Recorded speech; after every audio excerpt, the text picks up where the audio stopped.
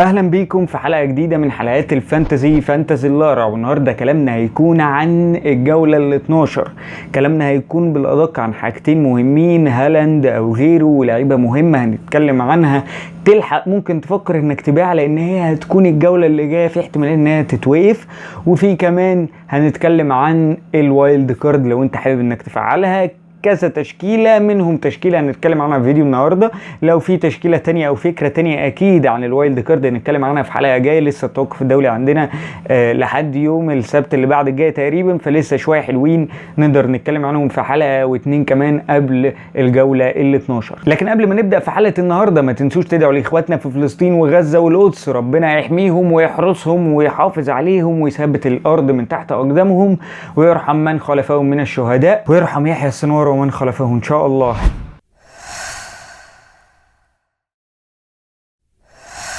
خلينا نبدأ بأول حاجة مهمة جدا، وهي تعمل ايه مع ايرلينج هالاند. انا شايف بصراحة لو هو معاك خليه معاك، لو هو مش معاك ما تفكرش تجيبه. هو لعيب مؤذي، لعيب مش مناسب للفانتزي بصراحة حاليا في الجولات اللي احنا فيها وفي المرحلة اللي احنا فيها. دي بروين رجع فممكن يبقى خطورته جاية. هو لسه لحد دلوقتي نسبة ملكيته 60%، ف60% دي نسبة كبيرة جدا. لو هو كحة هو برضه هيأذي ناس، ولو هو ما كحش فهو ما بيأذيش حد كتير. ففكرة وجوده من عدمه انت ورزقك اللي انت عايزه. عايز تبيعه بيعه، عايز تسيبه سيبه. بالنسبة لي انا سايبه لان انا بصراحة مش قادر ابيعه واستخسره، لان انا عارف انها لو بعته هيديها. هو ما بيديهاش، بقاله كذا جوله ما بيديهاش. يعني واحد ب 15 مليون انا شايف ان هو كفايه عليه بصراحه ان هو يطلع باسيست ولا مش عارف بجون ولا مش عارف بايه. لا الكلام ده ما ياكلنيش عيش. انا عايز بصراحه واحد يجيب جونين واسيست هاتريك. الحاجات دي انت 15 مليون. فكره بيعه هي حلوه بصراحه، يعني فكره بيعه انت لو بعت وجبت واحد زي كونيا او ويسا حتى ماتشاته اللي جايه السهله من برينتفورد، فانا شايف ان بيع وانا مايل اكتر لحته البيع. هل انا هبيع؟ لا. طب هل انا ابيع ب-4؟ لا برضو. لو انت حابب تخلص منه ب-4 انا شايف لا بصراحه، لان انت تخلص من واحد زي هالاند ب-4 وتجيب مكانه واحد مش هقول ديفرنشال، هو لسه ديفرنشال لحد دلوقتي هو كونيا او ويسا، بس انا شايف ان هو لا بصراحه صعب جدا انك تخلص من واحد ب 15 مليون. ده لو كحه هو لسه 60% الاونر شيب بتاعته. فبلاش تفكر في حاجه زي كده، اتقل بجد، لان ده انفجاره صعب قوي وهنزعل كلنا منه لو زعلت. انا كلامي متناقض، يعني ابيعه ولا ما بيعوش انت وكيفك بصراحه. ما حدش يديك النصائح في الحته دي بالذات، بس انا بقول لك رايي ما تبيعوش وخليه معاك. انت لو مايل انك تبيعه بيعه، مش مايل انك تبيعه ومتردد سيبه. لو متردد، لو متاكد مليون في الميه ان اللي انت هتجيبه ده هيأدي لك مليون في الميه، خلاص بيعه وما تفكرش كتير. لو مش متاكد ومتردد وخايف مش عارف من ايه والرانك وبتاع، لا خليه عندك ومش ناقصه. وبعدين انت لو بعته هتيجي ترجع تجيبه تاني، فانت شوف هترجع تجيبه تاني ده بايه، ب-4 -8 ولا تسيبه وخلاص وهو بيقضي الغرض بدل ما تروح تجيبه ومش عارف ايه وبتاع.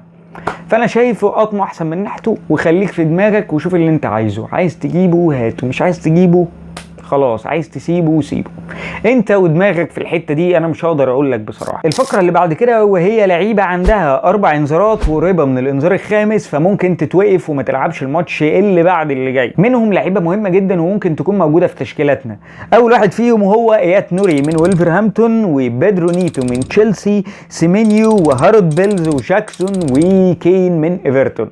كل اللعيبه دي هم 6 لعيبه بالظبط، عندهم 4 انذارات. الانذار الخامس بتاعهم هيخليهم يتوقفوا ماتش. فانت ورزقك. عندك واحد زي ايات نوري، واحد زي سيمينيو ده مهم جدا، واحد زي جاكسون ممكن يكون موجود في تشكيلاتنا، واحد زي بيدرو نيتو ممكن تفكر فيه. فطبعا خلي بالك من حته الانذار الخامس علشان ممكن يبعدوا اول ما تجيبه خلاص يقف الماتش ده. بس ايات نوري اهو شغال بقاله جولتين 3 ومتداري في حته الانذارات دي، بس كده هو ليه وقته ليه اوانه. بس حبيت اقول برضو على الحاجات المهمه في الفقره دي علشان لو حد لسه بيجيب لعيبه يبقى واخد باله جدا في الوايلد كارد ان في كذا لاعب مش هيلعبوا الجوله اللي بعدها في حاله لو خدوا الانذار الخامس. خلونا نتكلم على تشكيله الوايلد كارد، وده الجزء المهم في حلقه النهارده وفي الجوله ال 12. لو انت حبيت تفعل الوايلد كارد في الجوله ال 12، في حراسه المرمى هيكون معاك سيلز من نوتنجهام فورست، وبديله هيكون فابيانسكي من ويست هام. ليه ما فكرتش في حد زي بيكفورد او زي رايا اللي ماتشاته هتكون سهله بعد الجوله ال 12؟ رايا ودفاع ارسنال احنا عرفنا ان هم جم في 3 جولات كده، كان بورنموث مش عارف مين وايفرتون واستون فيلا ولا مش عارف ليستر سيتي، ما خدوش فيهم كلين شيتس. وبعد ال3 كلين شيتس اللي جم في اول 4 ماتشات في الدوري، من بعدها عينك ما تشوف الا النور. ومن ساعه ما انا عملت الدبل من الدفاع والدنيا باظت خالص، حتى انا بعت جابرييل وبعت ساليبا والدنيا دي كلها خلصت منها. فانا شايف فكره وجود رايا مش بتعتمد على كلين شيتس، وسيلز ارخص من رايا بكتير، وبيكفورد في نفس الفئه السعريه، لكن سيلز هو الامثل من نوتنجهام فورست. بالنسبه لخط الدفاع فعندك 3 هيكونوا اسطمبه في اي فريق، اعتقد مش هتخرج غير ب2 منهم اساسيين لازم تلعب بيهم في خلال الجولات اللي جايه، وهم ايات نوري ونصير مزراوي من مانشستر يونايتد. الماتشات اللي جايه سهله جدا. لويس هال من نيوكاسل بيقدم شكل كويس وبيطلع وبيهاجم. اولاينا من نوتنجهام فورست، وخلي بالك من الحته دي ان هيكون معاك سيلز في حراسه المرمى، فدي الحركه الريسك شويه. هو كده كده هيقعد على الدكه، فلو في اي ماتش سهل هتلعب بيهم هما الاثنين. وخلي بالك من الحركه دي، تقدر تروح لحد بديل ليه، ممكن كين من ايفرتون، وكمان عندك برجيس من ابسيتش تاون. انا ما اعرفش بتنتهي ازاي، بس هو ب3 و9 وبيلعب بشكل اساسي وبيجيب نقطه نقطتين، فهو خيار اكتر للدكه وهيكون في اخر الدكه. خط النص هيكون عندك صلاح، سيمينيو، جونسون، مبويمو، وبرونو فرنانديز. كل ده مفيش ساكا، مفيش ساكا. هنعرف كمان شويه يعني تفكر في ساكا تجيبه ازاي، بس خلينا نكمل اول بقيه تشكيلاتنا. برونو ليه؟ لان ماتشاته اللي جايه سهله، قد ماتش هايل جدا الماتش اللي فات، وجاب فيهم تقريبا 14 نقطه او 18 نقطه حاجه كده، وكان موجود عندي في التشكيله، وانا بصراحه اعتمدت عليه جدا في الوايلد كارد بتاعي. فعلت الوايلد كارد في الجوله ال11 بالمناسبه. فخلونا طيب احاول اخد رايكم في حاجه سريعه. لو انتوا حابين ان انا اتكلم عن فريقي للجوله في كل اسبوع قولوا، بس انا بحس ان الحلقه دي ما بتجيبش تفاعل قوي يعني، فقولوا لي برده لو انتوا حابين نتكلم عنها من بدايه الاسبوع اللي جاي.